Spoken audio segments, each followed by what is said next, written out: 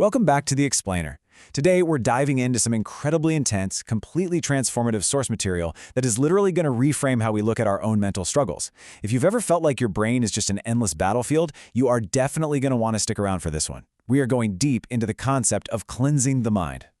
You know that specific kind of pain, right? That late night staring at the ceiling exhaustion where your inner world just feels like total chaos and you kind of feel like nobody else really gets it? Well, the source material presents this absolutely fascinating premise. What if the things holding you back aren't external forces or past traumas, but uninvited, toxic thoughts that are actively polluting your peace? The text actually gives this phenomenon a specific name: spiritual contamination. It argues that what feels like, simple anxiety or just a bad mood is actually a highly targeted effort.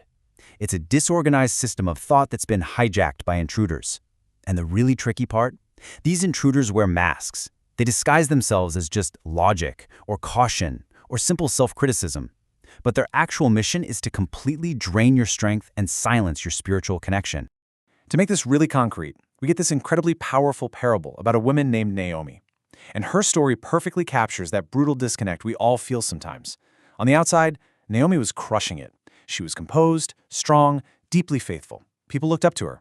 But the raw, dark reality was that her internal mental landscape was an absolute war zone. She was doing everything right outwardly, but inwardly, she was completely unraveling.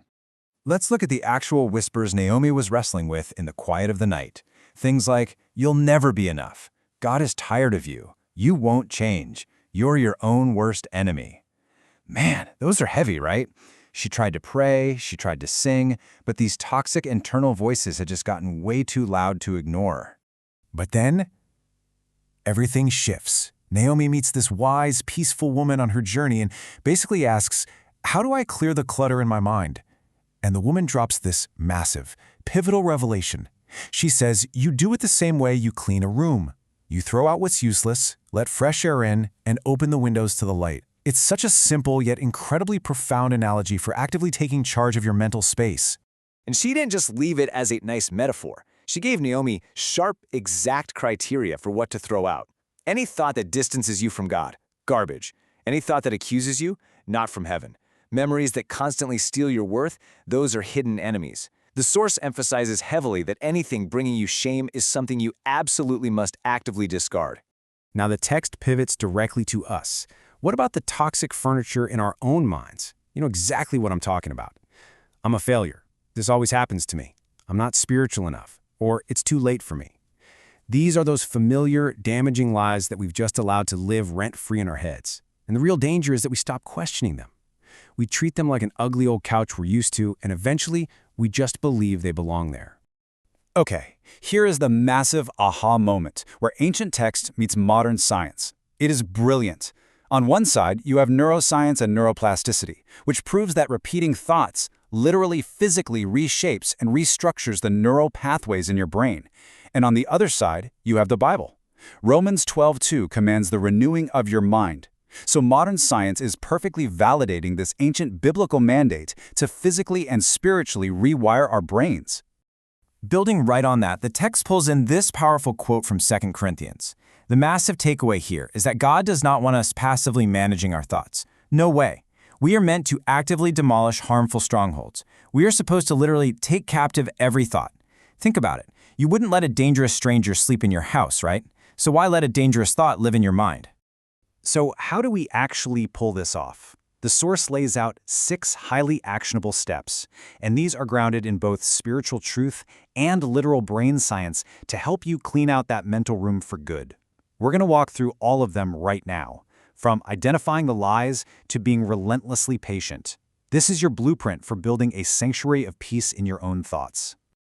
Step 1. Identify the lies. But here's the catch. You don't just think about them, you have to write them down. The text instructs you to grab a pen and physically expose those dark thoughts. Why? Because bringing something invisible into the physical light completely strips the lie of its hiding place. You simply cannot defeat an enemy that you refuse to confront. Step 2 is where we replace those lies with truth. And the source frames this as literal spiritual warfare. If the lie you wrote down is, "I'll never change," you strike back immediately with the truth, "I can do all things through Christ." You have to remember that truth is a weapon. It stands absolutely firm, even on those days when your emotions are screaming the exact opposite at you. Step 3, repeat the truth relentlessly. And this brings us right back to that concept of spiritual neuroplasticity we talked about earlier. Look, those toxic thoughts only gain strength because you repeated them to yourself for years, right? Holy thoughts need the exact same rehearsal. By meditating on truth day and night, you are physically and spiritually carving out brand new neural highways of peace. Step 4 means you have to purify your environment. The source gives a really massive warning here. You have to fiercely guard your atmosphere if you want to stop living in mental survival mode. That means ruthlessly cutting out the gossip, the negativity, the endless scrolling and comparison, and the unhealthy media. If you're constantly exposing yourself to impurity and drama, you absolutely cannot expect to have mental clarity. Step 5 is absolutely vital. Pray with specific intent. Forget those generic prayers like, "Oh, just help me think better." The text directs us to use raw, surgical prayers. Say something specific like, "I surrender the fear that I'll never be loved." The logic here is undeniable. Naming the specific pain is the only way it can truly be sanctified and healed. Which brings us to Step 6. Be patient but relentless. The source delivers this amazing piece of tough love encouragement. It says, freedom is not a feeling, it's a fight. And honestly, this is where most people give up. They feel good for a day, the old doubt resurfaces, and they just quit. But victory's found in persistence. You gotta keep fighting when those old whispers try to sneak back in. And this brings us to a really critical crossroads in the text. It challenges us directly. Are you gonna let the enemy convince you this was just some temporary emotional high? Make no mistake, the devil does not panic when you just hear the truth. He panics when you actually decide to take action on it. So, are you making a lasting decision today or just having a passing feeling? So what is the action plan? The source issues a super strong call to action to physically anchor your decision today. Declare out loud, "My mind is being renewed." Go support someone else who's struggling. Write a verse on your wall right now. Take some kind of physical action, because as the text vividly notes, when you do this, heaven notices and hell absolutely trembles.